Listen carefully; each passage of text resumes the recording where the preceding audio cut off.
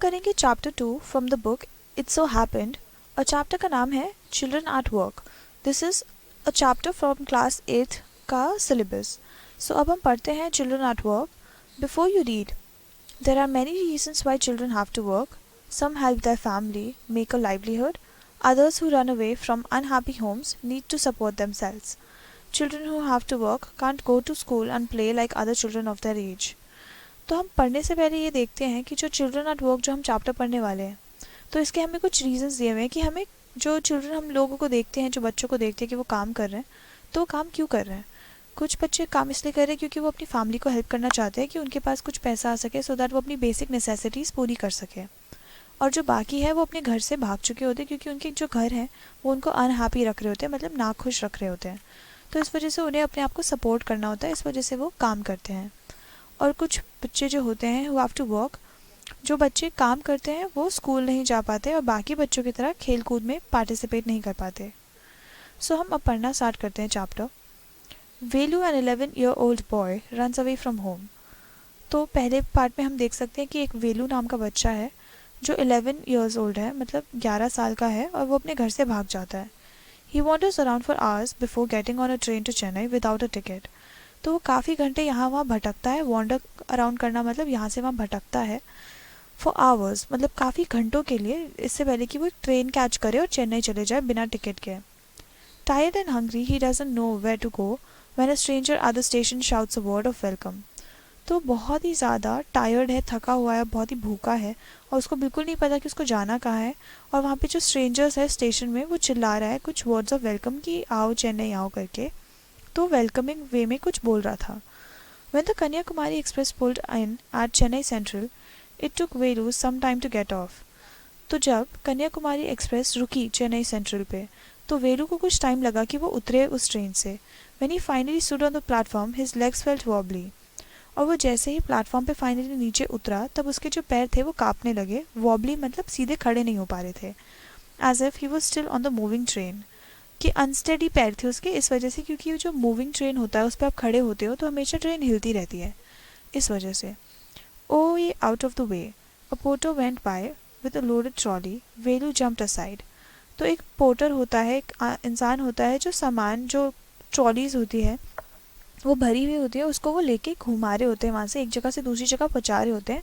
तो वो चिल्लाते हैं कि सामने से हटो. तो वेलू जो है वो साइड में ऐसे कूद के साइड हो जाता है. He sat on a bench on the platform putting his small bundle down. तो वो जाके प्लेटफॉर्म में एक सीट पे बैठ जाता है, बेंच पे बैठ जाता है, और उसके हाथ में एक बंडल होता है, मतलब सामान वाला एक पोतली होती है, वो अपने साइड में रख देता है. In all his 11 years he had never seen so many people. कि अभी तक जो उसकी लाइफ के 11 साल है उसमें आज तक उसने एक साथ इतने सारे लोग नहीं देखे थे, except once a year at the fair in his village. But हाँ, उसने एक बार ही देखा था जब वो फेयर पे गया था, मतलब एक मेले में गया था उसके गांव में. People walked by bumping into him with their suitcases. और जो लोग हैं वहाँ पे, जो बाकी लोग हैं जो रेलवे स्टेशन पे हैं, वो सारे के सारे अपना सूटकेस उसको बम्प करे जा रहे हैं, मतलब उसको लग रहा था, और इतने सारे लोग थे. A voice announce something on the loud speaker. तो एक आवाज़ आती है लाउड स्पीकर से, कोई चिल्लाता है और कोई बहुत ही तेज़ वॉल्यूम पे अनाउंस करता है कुछ. Near him a group of people set.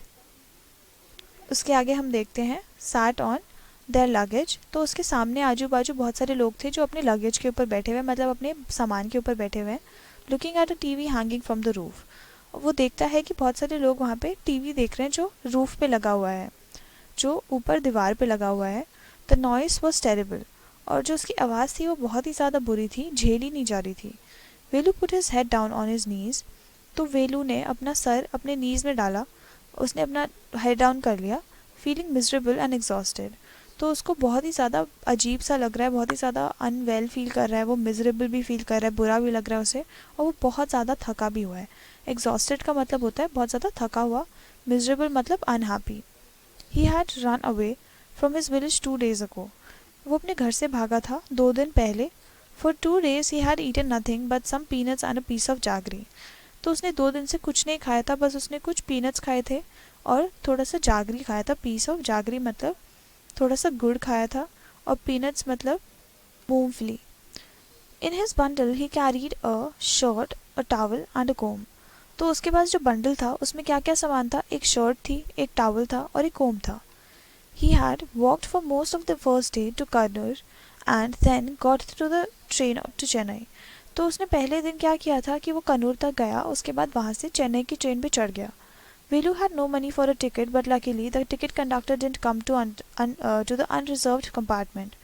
तो वेलू के पास बिल्कुल पैसे नहीं थे कि वो टिकट खरीद सके, पर लकीली ये होता है कि जो टिकट कंडक्टर है वो अनरिजर्व्ड कंपार्टमेंट में आता ही नहीं है, जहाँ पे रिजर्व लोग मतलब रिजर्व करके जानी पड़ती है सीट्स, बट वहाँ पे अनरिजर्व्ड कंपार्टमेंट था तो वहाँ पे वो गया ही नहीं जो कंडक्टर था। He had tried to sleep on the floor near the door, तो उसने कोशिश करी कि वो थोड़ी देर सो जाए डोर के पास ज़मीन पर ही। A group of man next to him had played cards and shouted all night, और उसके आजू बाजू जो लोग बैठे थे वो पूरी रात कार्ड्स खेल रहे थे, मतलब पत्ते खेल रहे थे और पूरी रात चिल्ला रहे थे। आई वॉट न्यू टू टाउन है called out a rough voice. तो जब वो वहाँ पे बैठा हुआ होता है तो फिर अचानक से कोई आदमी ऐसे चिल्लाता है और पूछता है कि तुम यहाँ पर नए हो क्या टाउन में। बहुत ही रफ सी आवाज़, खुरदरी सी आवाज़ में कोई बोलता है ऐसा। Velu opened his eyes, there were a lot of people standing around him but nobody was looking at him. तो जब वेलू अपनी आंखें खोलता है देखने के लिए कि किसने बोला, तो वो देखते हैं कि बहुत सारे लोग तो खड़े उसके आसपास, बट उसको समझ नहीं आ रहा कि कोई भी किसने बोला, क्योंकि कोई भी उसको देख नहीं रहा था। Here I he turned around, तो फिर से उसको आवाज़ आती है तो वो मुड़ता है। Behind him was a girl around his age wearing a long banian that came down to her knees. तो जब वो मुड़ता है तो देखता है कि एक लड़की है, उसी की एज की होगी, और वो देखते हैं कि उसने क्या पहना है। उसने एक बहुत ही लंबी सी बनियान पहनी है जो उसके नीज तक आ रही है। Her hair was stiff and brownish, उसके जो बाल होते हैं वो बहुत ही स्टिफ होते हैं, मतलब स्ट्रेट होते हैं, और ऐसा लग रहा है जैसे कि वो बिल्कुल स्ट्रेट और स्टिफ है, मतलब कड़क है, और उसके जो बाल है वो ब्राउन कलर के हैं। And she had a huge sack on a shoulder, और उसके पास एक बहुत ही बड़ा सा सैक होता है, मतलब एक बोरी होती है उसके शोल्डर पे। She was picking up dirty plastic cups from the floor and stuffing them. तो वो कर क्या रही थी, बहुत सारे जो डर्टी प्लास्टिक कप्स हैं जो ज़मीन पे गिरे हुए हैं उसको उठा के उस बोरी में डाल रही थी। Into her sack. Why is she calling me thought Velu, and why is a girl wearing a banian. तो वो बोलती कि वो सोचते हैं, वेलू सोचते हैं कि ये लड़की मुझे क्यों बुला रही है पहली बात, और साथ के साथ वो ये भी सोचते हैं कि इस लड़की ने बनियान क्यों पहनी है। No need to stare stupidly, what's your name. तो वो बोलती कि ऐसे पागलों की तरह घूरने की ज़रूरत नहीं है, तुम अपना नाम बताओ। तो वो बोलते हैं वेलू, मटर्ड वेलू लुकिंग अवे। तो वो जब बता रहा होता है उसको अपना नाम, तो वो उसकी तरफ देखता नहीं है, वो बहुत धीरे से मटर करता है कि मेरा नाम वेलू है, और वो कहीं और देखने लग जाता है। So mister Velu said the girl looking at his bundle, run away from home. तो उसके बाद वो जो लड़की है वो उससे मिस्टर वेलू से बोलती है कि अच्छा ठीक है। सो मिस्टर वेलू, वो बोलती है लड़की कि क्या, उसके बंडल को देखते हुए बोलती है कि क्या तुम घर से भागे हो। Velu didn't answer, he didn't want to tell some strange girl what he had done. तो वेदू ने तब उसको कुछ नहीं बताया, क्योंकि वो नहीं चाहता था कि किसी ऐसी अनजान लड़की को वो सब कुछ बता दे। He had run away because he couldn't stand his father beating him for one more day.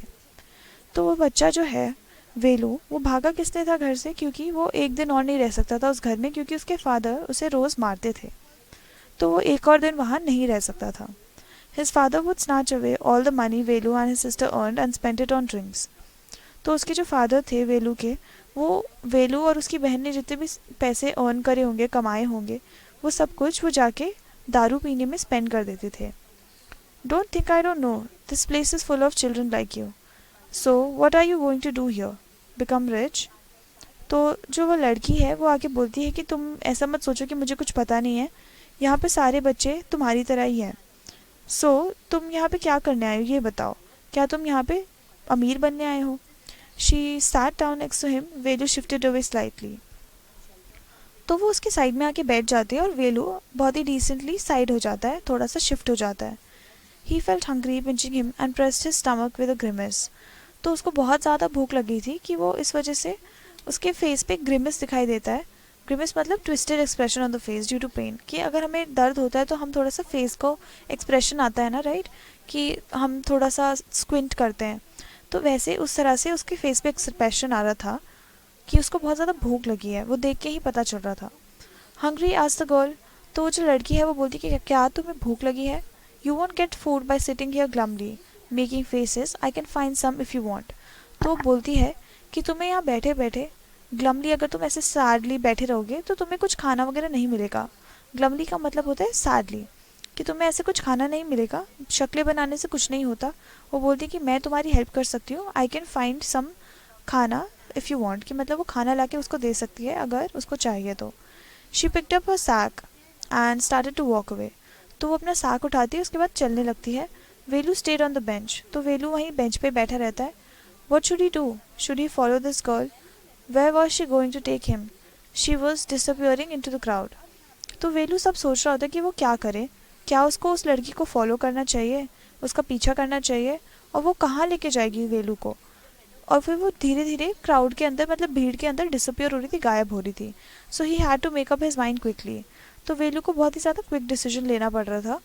और राइट ही डिसाइडेड, तो वो डिसाइड करता है कि हाँ ठीक है, anyways I have no idea way to go.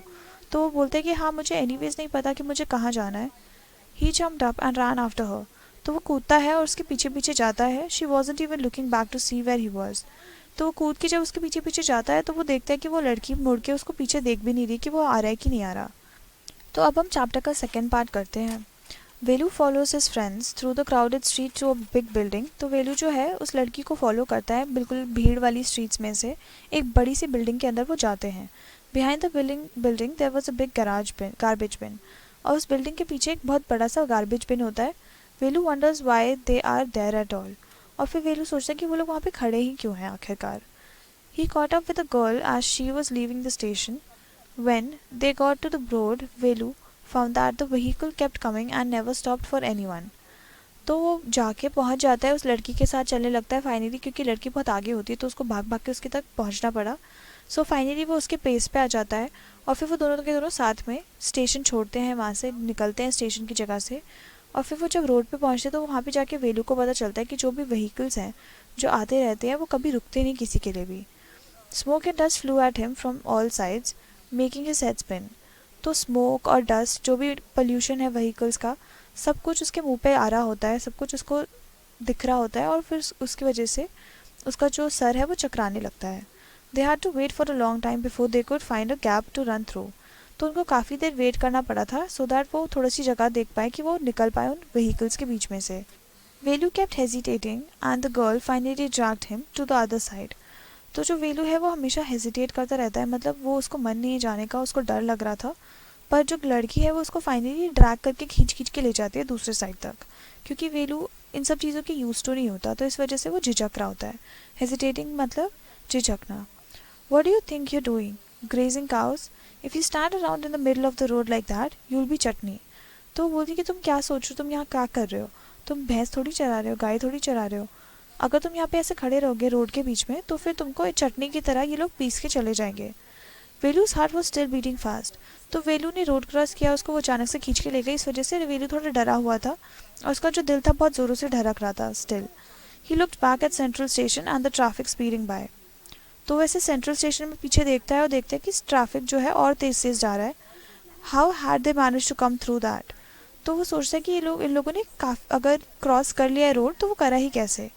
They walked along the side of the road under some। तो वो लोग आगे चलते रहते हैं और फिर वो देखते हैं कि रोड के साइड में एक बहुत ही बड़ा सा साइन बोर्ड है।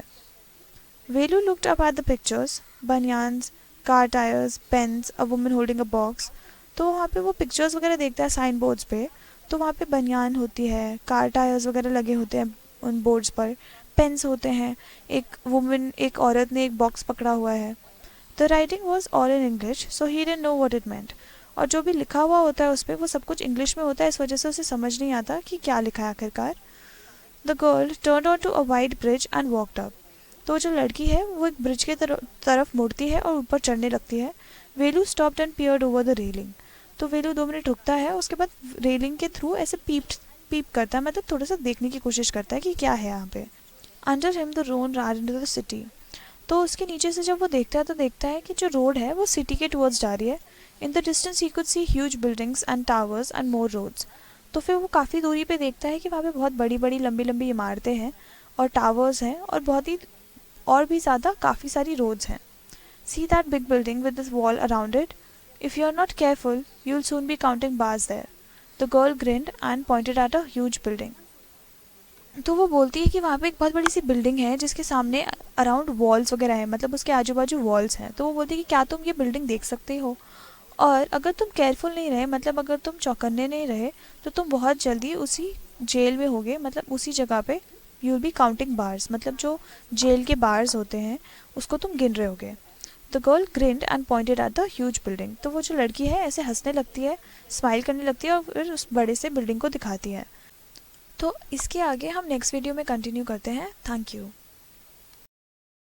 क्लास 6 से 12 से लेके नीट, IIT, जेई मेंस और एडवांस के लेवल तक 10 मिलियन से ज्यादा स्टूडेंट्स का भरोसा। आज ही डाउनलोड करें डाउटनेट ऐप या व्हाट्सएप कीजिए अपने डाउट्स 8400 400 400 पर।